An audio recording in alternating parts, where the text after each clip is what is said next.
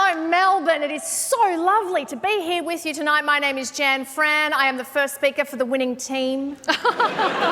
On this side, Nath and his dad. On that side, who cares? Yes, we should absolutely cancel culture, because one time I looked up a mixed race baby appreciation page on Facebook, and I don't want that to haunt me for the rest of my life. I was at work when I did that, and someone noticed and said that it was racist, which is crazy because nothing racist is on Facebook. It's not like I looked at a white baby appreciation page. Yeah, that would be racist, because white babies, you know, they could potentially grow into white supremacists, or even worse, into Greg Larsen. Look at him. He still looks like a white baby. In fact, I do believe that we have a never-seen-before image of Greg Larsen on the day that he was born. Yeah, get that out of the way real quick. Disgusting. For the record, I am not mixed race. Both of my parents are Lebanese, but I am married to a very white man, Alex Burns. That's not his name, that's his skin type. As a white guy, honestly, there was a time that he just couldn't be on an Aussie beach for longer than 90 seconds without getting burnt, and I get it. Because as a Lebanese person, there was a time I couldn't be on an Aussie beach for longer than 90 seconds without getting bashed, so... But that's why I was on the page, okay? Because I was looking for a baby that might be, you know, half Lebanese, half vampire, and I was scrolling to find that baby, and I think it's fine. I think it's fine if you're in a mixed race relationship, or, you know, even if you are maybe mixed race. Just, can I even say mixed race? Like, what is race? What is even a race? Yeah, see, I'm already overthinking this stuff. I've thought about it too much, and that's because I am terrified every day of getting cancelled for saying or doing the wrong thing. Do you know how long I spend thinking about the colour of my emoji skin? Folks, humans aren't meant to live in this constant state of anxiety. We're just not. It should be okay to make mistakes. Our life online is a timeline. It's not an affidavit.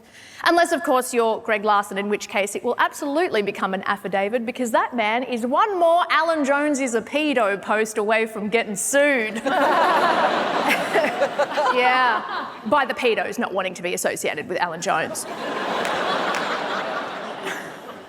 Cancel culture turns us into our worst moment. Imagine if your smallest indiscretion, your dumbest tweet, your oldest opinion came to define who you are as a person.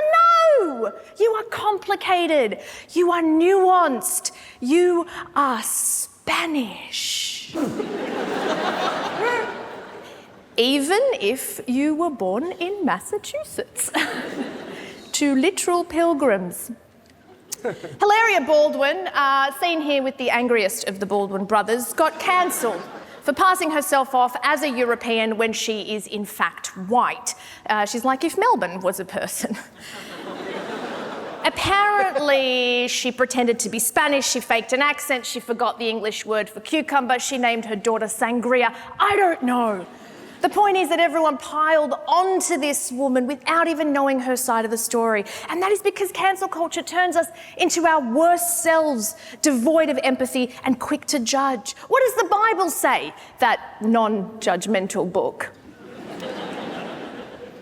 Let he who has not faked an accent cast the first tweet.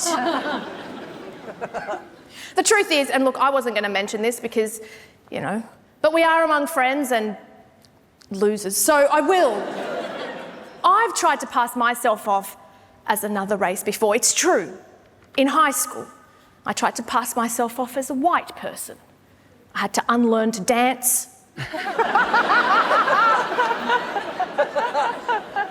And eat something called Devon. And wear mambo. And wish that I had a divorced dad who picked me up on weekends and took me to netball.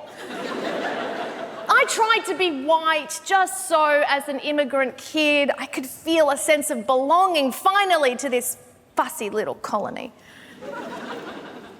So maybe like me, Hilaria was just desperately trying to belong to somewhere, huh? Don't you guys get it? Hashtag je suis Hilaria. Oh no, sorry, Yo soy Hilaria Baldwin. And yeah, she's faked an accent for 15 years and gotten cancelled. Nazeem Hussein's faked being funny for even longer. He's still here. And that's because cancel culture is inconsistent and leaves no room for nuance. I fake an accent every time I go to North Queensland. Yeah, I start sounding like Michaelia Cash after 7 cask shardies. Which is weird, because Michaelia Cash already sounds like she's had 7 cask shardies. Incidentally, that's also what her parents had when they named her Michaelia Cash. Really setting her up for a long career in drag, porn or payday lending. Tell you what though, they must have got a shock when she ended up Attorney General. Didn't we all?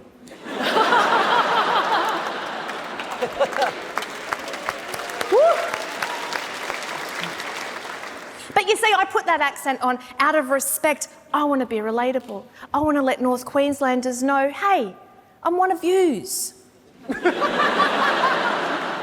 And sometimes faking things can actually be an act of love. That's why straight women fake orgasms, because we don't want to hurt your feelings. Also, that's not the clitoris. No, that's a discarded Skittle. Both delicious. And just a side note to all the fellas here, taste the rainbow, guys.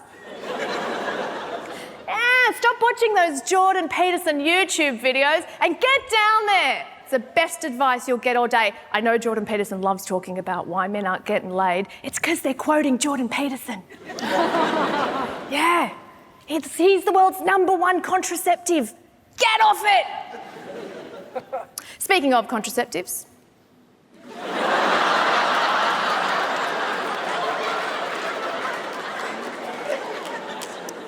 No doubt the negative team will convince you that cancel culture is all about consequences. Well, if cancel culture is about consequences, why did this man get promoted? Here's a question. What does the brother have to do to get cancelled in this town? Because I've got a list here. Let me see, hang on. Yeah, keep an innocent family detained on Christmas Island. Check. Say it was a mistake to bring Lebanese people to Australia. Check. Haven't forgotten that one. Summon the Dark Lord of the Underworld to usurp your soul for all of eternity. Check. Terrible behaviour. And yet Peter Dutton is still here because cancel culture is not about consequences, it's about easy targets. And if you want proof, look no further than the fact that we cancelled the wrong potato head. That's right. We've cancelled a plastic kid's toy with no genitals when we should have been cancelling a very powerful minister with no genitals. We're going after the wrong targets here, people. Do you think rich celebrities sitting in their mansions care what Greg Larsen scrolling Twitter on the toilet at work thinks of them? No! Also, to be fair to Greg Larsen, he wouldn't be scrolling Twitter on the toilet at work. He doesn't have a job.